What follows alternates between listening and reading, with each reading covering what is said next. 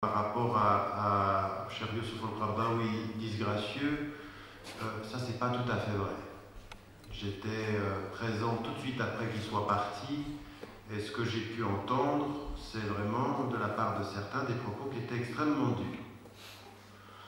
Encore une fois, ce que je vous ai dit, c'est que je pense que ceux qui ont tenu ces propos, eh bien, il vaut mieux ne pas les tenir. Donc moi, c'est un appel à la sagesse, mais appeler à la sagesse, c'est pas demander de respect à ceux à qui on le dit ou avec qui on partage cette pensée. Donc je vois pas en quoi ce que j'ai pu dire était un manque de respect par rapport aux savants du Barak. Appeler au respect, c'est pas manquer de respect, c'est simplement rappeler les règles élémentaires du vivre ensemble et de respecter les gens. Donc désolé si ça vous a donné cette impression, ce n'était pas mon intention. Un certain nombre d'éléments qui sont liés à la conférence sont aussi, vous pouvez aller sur mon site, je veux dire, il y a suffisamment de textes qui vous permettent aussi de lire des éléments qui sont référents à ce que je viens de dire. D'ailleurs, des passages du livre sont sur le site. C'est simple, c'est le nom et le prénom.com. Je ne vois pas en quoi la comparaison statistique avec le Yémen et le Soudan serait opérante pour notre question. Ce n'est pas parce qu'il y a des sociétés qui sont pires que nous qu'on est bien. Je veux dire, si la situation statistique elle est connue, vous pouvez regarder ça dans toutes les productions des Nations Unies ou de certaines ONG internationales, les statistiques mettent en évidence de gros problèmes dans l'éducation des femmes en Afrique du Nord. Maintenant, vous allez trouver, c'est certain, des sociétés africaines qui vont moins bien que la société marocaine, oui, mais ça ne veut pas dire qu'on est bien quand d'autres vont mal. C'est simplement, il faut que tous qu'on se réforme, tous. Et donc, c'est ce que je voulais dire. Sur la question d'aborder les sociétés de façon uniforme, il aurait fallu aller de pays en pays, de situation en situation, voire de mazhab en mazhab. Ce n'est pas le but de ma conférence. Ma conférence, elle a un titre. Et le titre, c'était sur les sciences sociales et l'islam, quelle perspective. Voilà, je veux dire, c'était pas et le Maroc, et Oujda, c'était pas ça mon sujet, il n'était pas. Donc il y a des choses qu'on ne peut pas faire. Sur les différentes interpellations du cheikh sur la question de l'ijtihad et de la compréhension de l'ijtihad, à aucun moment je n'ai laissé entendre qu'il n'y avait pas de qat'iyat et que l'ijtihad pouvait dépasser certaines limites. Non, ça pour moi c'est extrêmement clair et qu'effectivement on ne peut pas avoir un ijtihad qui dépasserait les limites de Dawabet et tout ceci du texte et de la réalité. Et que donc il faut effectivement réinvestir toute cette réflexion au niveau de l'ijtihad à partir des principes et à partir des limites. Mais maintenant, sur la question des modèles et des principes. Le principe de l'héritage, ce n'est pas un modèle, c'est un principe. Et c'est ça le problème, c'est de transformer les principes en modèles. Non, c'est un principe. Maintenant, comment est-ce que, dans une société donnée, ce principe-là va s'appliquer dans la complémentarité des autres opérations? C'est ça qui est important. Aujourd'hui, par exemple, la philosophie de la famille en islam, c'est que l'homme doit prendre en charge les questions financières et que la femme ne doit pas. Et c'est pour ça qu'on comprend que dans la filiation directe, elle prend la moitié de l'homme. Mais dans une société où aujourd'hui, la femme peut se retrouver avec 5 enfants et 100 personnes pour l'aider. Il y a 2 thèses. Il y a certains qui ne sont pas vraiment rares qui disent qu'il faut changer le principe de l'héritage. Je ne suis pas de cela. Je pense que le principe, il nous envoie vers une philosophie de la famille qu'il faut respecter absolument. Mais dans une société où on ne permet pas aux femmes d'être prises en charge par sa famille, il faut que la collectivité et l'État, en même temps qu'elle implique le principe, ajoute une compensation qu'elle va donner pour pouvoir se prendre en charge. Donc on garde le principe et on ajoute quelque chose. C'est ça dont je parle.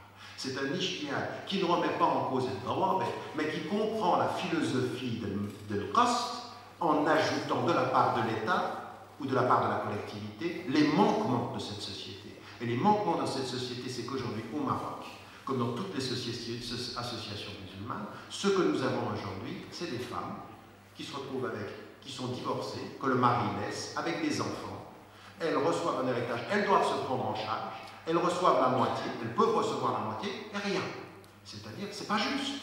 Donc, on ne va pas changer le principe, mais on va le compléter par des politiques sociales qui comprennent comment on maintient l'équilibre pour la femme. Mais on ne peut pas se taire en disant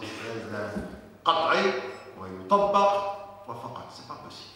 On doit avoir, c'est ça que je suis en train de dire. Donc je ne suis pas en train de dire un ijtihad sans limite et sans rawabit et sans règles, je suis en train de dire une vision globale qui intègre ceci à cette dimension-là. L'autre chose qui a été, que vous avez mise en évidence, donc pour moi c'est ça, la question du modèle et du principe. Par exemple, aujourd'hui, quand on est dans une société, le débat qu'il y a eu, ce dont je parlais entre Fahmi Bouhedi, Youssef al-Qaradawi, puis ensuite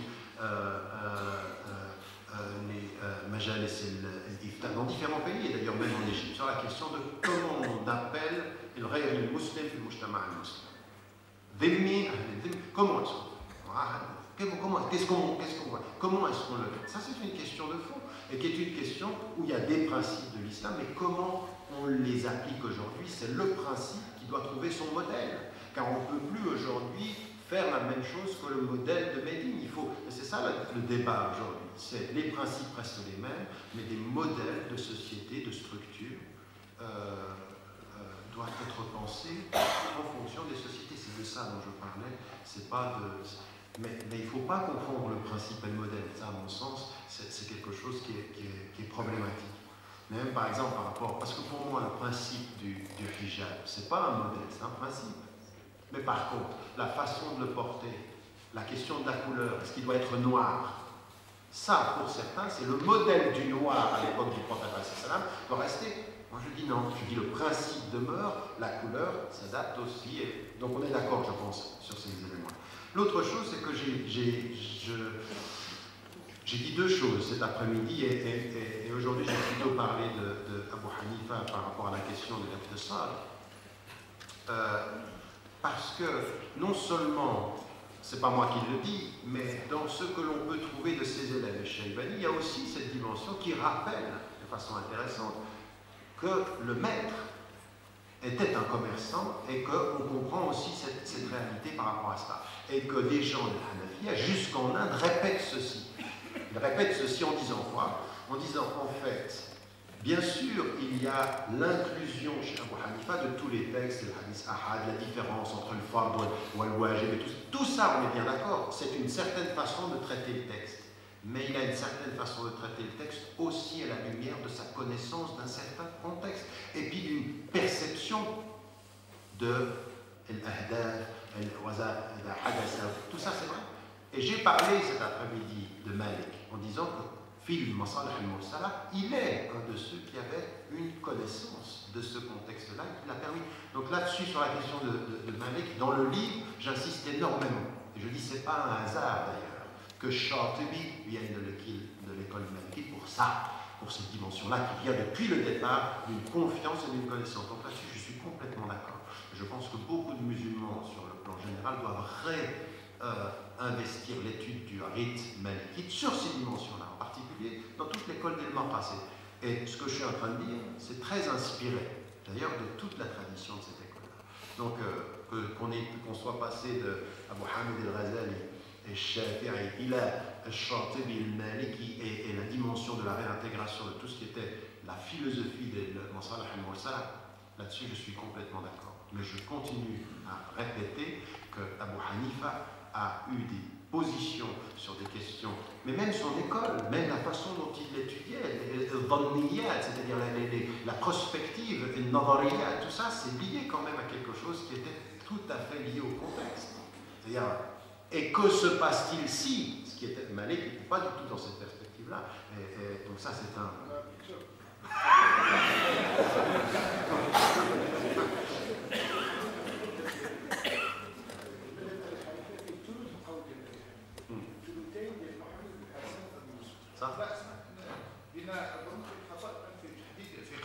أبو حنيفة الجلود أبو محمد بن الحسن وأبو يوسف اتصل بمالك المذهب المالكي وغير القول فاللي صار زوج ديال الأقوال ديال أبي محمد بن الحسن وأبي يوسف بالمالكية وهي التي أضيفت إلى الفقه الحنفي، الفقه الحنفي الآن من باش ما تربطهمش شخصية أبي حنيفة. أبو حنيفة عنده ثلث في المذهب فقط والثلثين ديال زوج ديال الأئمة ديالو والمذهب ديالو، ولذلك محمد بن الحسن وأبو يوسف يخالفان أبا حنيفة في هذا الشيء صحيح هذا. وهذه الاشياء اللي كانوا فيها لان الجواب ولكن في مساله الاقتصاد يعني كانت يعني من ابو حنيفه ليس كذلك.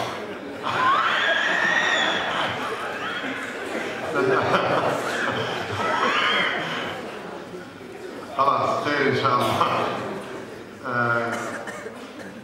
Dernier élément sur la question des fuqaha. Non, qu'on soit bien clair, il n'y a pas de critique de ma part qui soit, je veux dire, qui soit directement dirigée de fuqaha. Non, moi j'ai jamais eu, j'ai pas dit ça. Je dis simplement, oui, aujourd'hui dans toutes les questions, on peut trouver des fatwas. Ma vraie question, elle est l'essence même de la fatwa. Est-ce que c'est une fatwa de l'adaptation ou est-ce une fatwa de la transformation? Est-ce que c'est une fatwa de l'alternative ou c'est simplement une fatwa de la protection?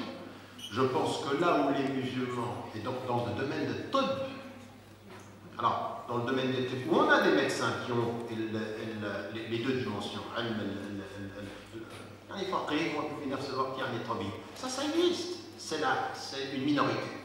La grande majorité, on a besoin des deux. Et dans certaines spécialisations, c'est absolument pas possible d'être aujourd'hui à la pointe de la neurologie et de la neurochirurgie et d'avoir les connaissances suffisantes. C'est pas possible. C'est tellement complexe, on est arrivé à tel niveau de complexité qu'il faut qu'on ait des personnes avec des... Bon, ça, moi je dis que ça, alhamdoulilah, les fuqaha ont beaucoup avancé, mais il y a des domaines dans lesquels il faut encore aller plus loin quand ça touche à des domaines de plus d'économie, de considération nord-sud, de domination. La médecine aujourd'hui, je veux dire, qu'est-ce qu'on dit aujourd'hui? Est-ce qu'il y a eu des fatwas? J'en ai pas vu, moi j'ai suivi tout le domaine. Est-ce qu'il y a eu une fatwa sur une décision de ulama sur aujourd'hui l'imposition de la distribution des médicaments génériques dans les pays du Sud par rapport aux grandes multinationales? Or, pourquoi? Parce qu'on est aussi impliqué économiquement. La médecine générique aujourd'hui sauverait des millions de vies en Afrique sur la question du sida. On a eu un majlis en Afrique du Sud. C'était l'Islamique Chronique qui a, le Pirasat Islamia, a invité des ulama et des savants sur la question du sida. Sur la question du sida, la pensée musulmane aujourd'hui, elle doit avoir. Alors, ce n'est pas uniquement les fuqaha, c'est tout un mouvement qui doit se faire. Mais il y a effectivement des chasses gardées à des moments donnés où on ferme les choses. Vous voyez, dans la question de la protection.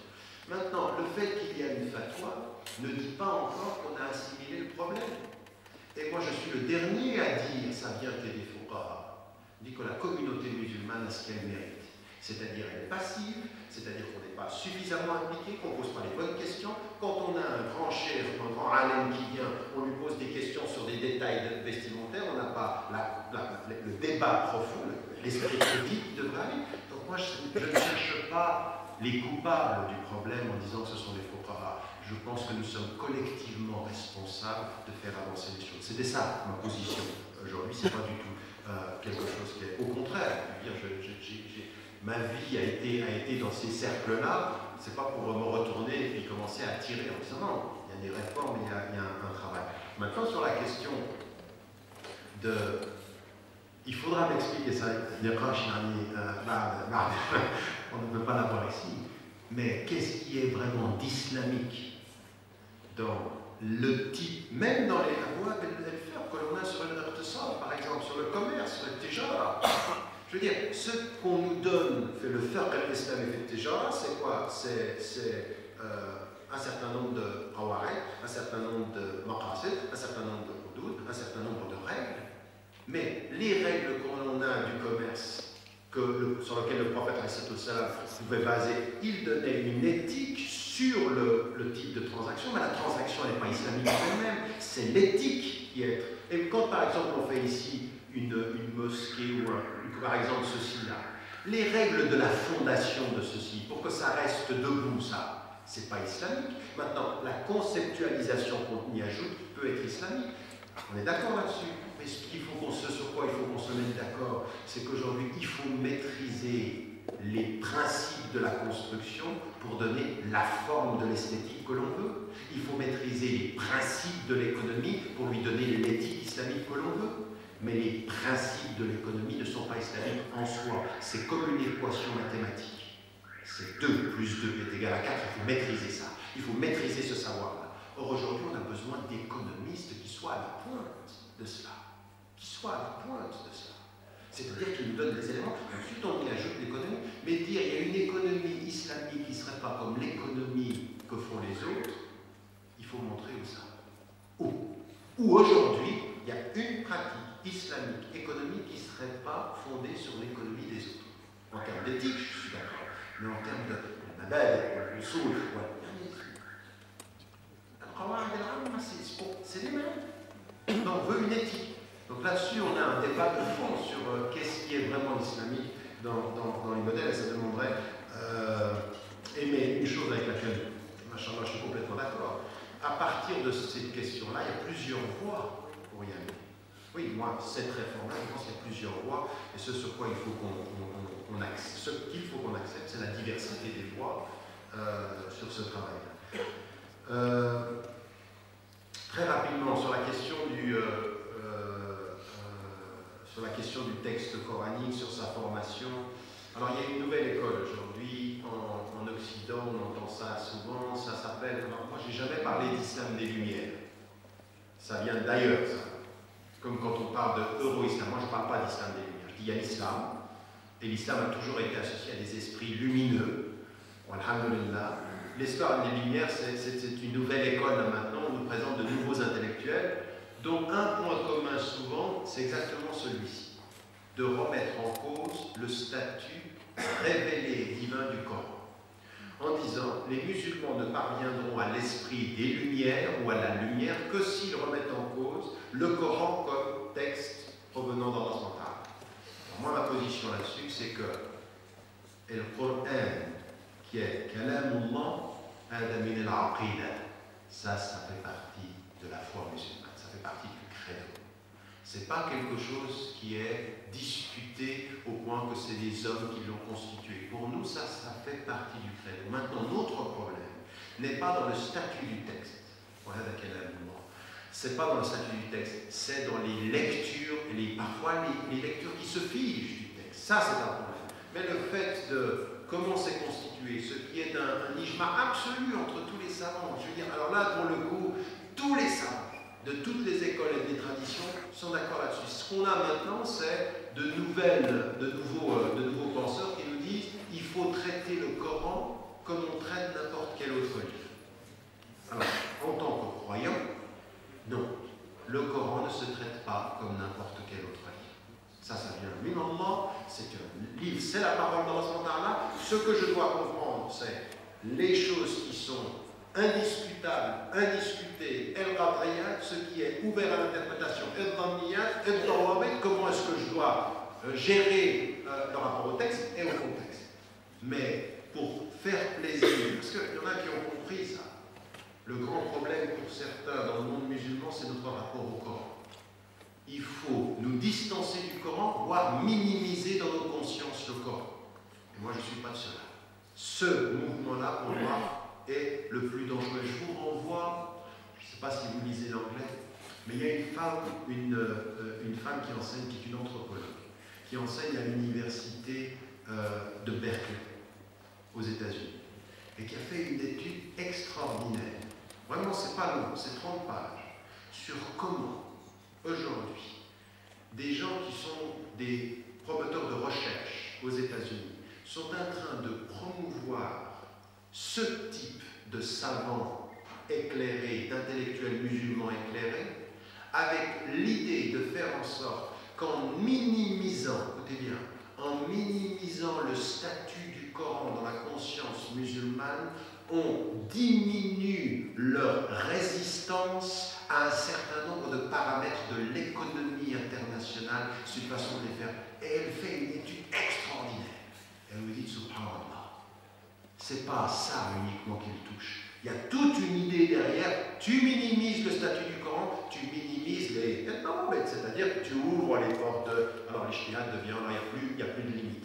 Et donc ça, c'est quelque chose qui pour moi est extrêmement dangereux. Donc moi, je n'entre pas du tout dans ces débats-là. Donc j'ai pris du temps pour vous répondre parce que je crois que c'est une question de fond.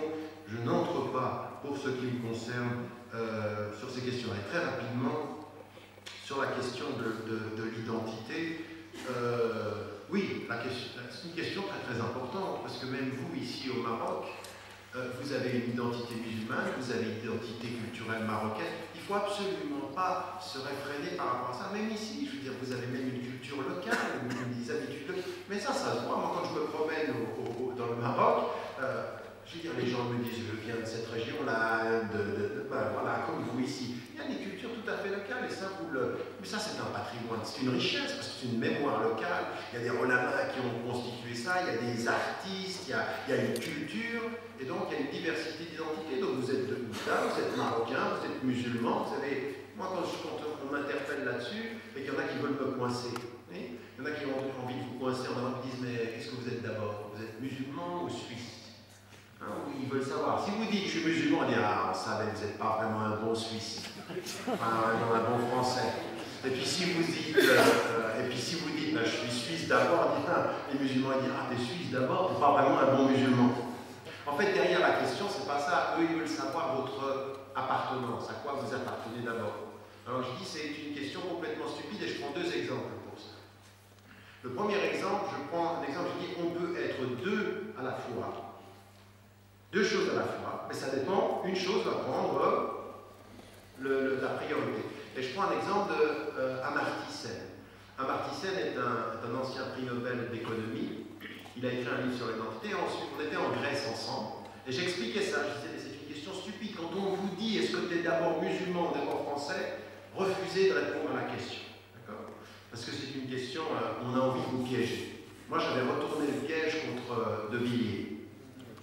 J'avais dit, mais entre Jésus et Chirac, qu'est-ce que vous choisissez?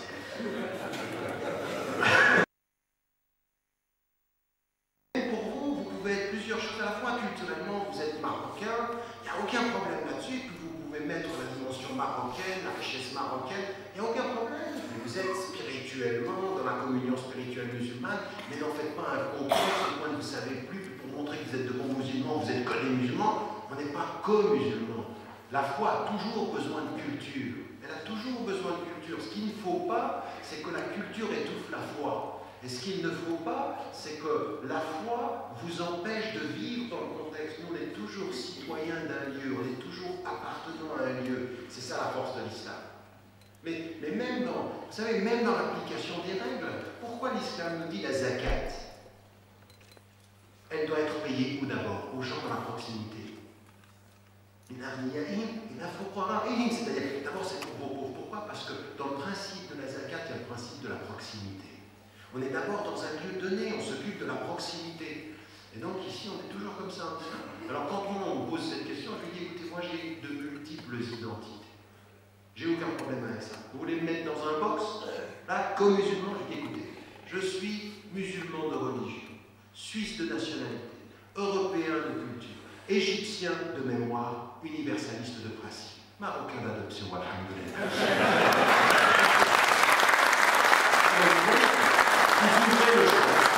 L'islam, c'est une identité. J'ai plusieurs identités. C'est vrai en plus. C'est vrai qu'à des moments donnés, vous vous sentez bien dans des lieux, à des moments donnés, vous avez tous. Mais ça, c'est très important. C'est ça la force de notre référent aussi.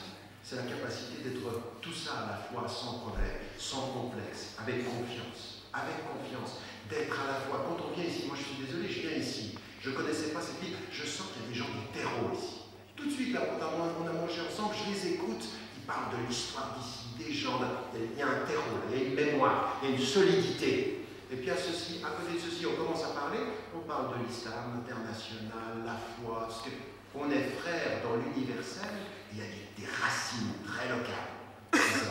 Ça, c'est la racine, ça, c'est le tronc, et c'est les feuilles qui dépassent. Donc, de ce point de vue-là,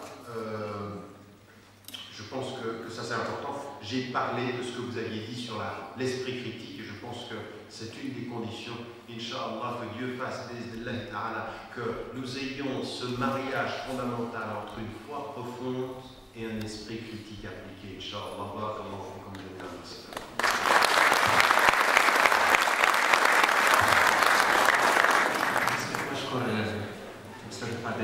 طريقة رمضان ولما كان شكر الناس من شكر الله تعالى هناك مجموعة من الهدايا الرمزية بقاتنا غير واحد 2 دقائق صبروا معنا مجموعة من الهدايا الرمزية التي ستهدى من مركز الدراسات والبحوث الإنسانية والاجتماعية يقدمها رئيس المركز أخي الفاضل الأستاذ سمير بودينار.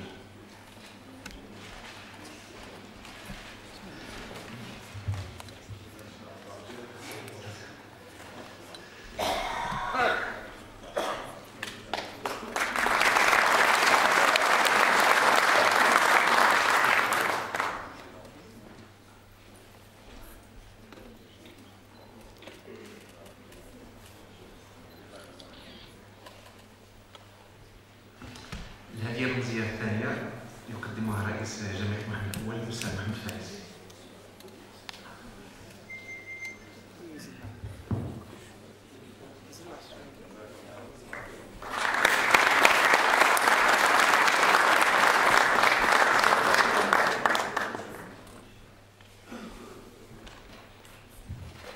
الهدية الرمزية الثالثة يقدمها الأستاذ طارق مدني مسؤول الأنشطة العلمية في مركز الدراسات والبحوث الإنسانية والاجتماعية بوجدة.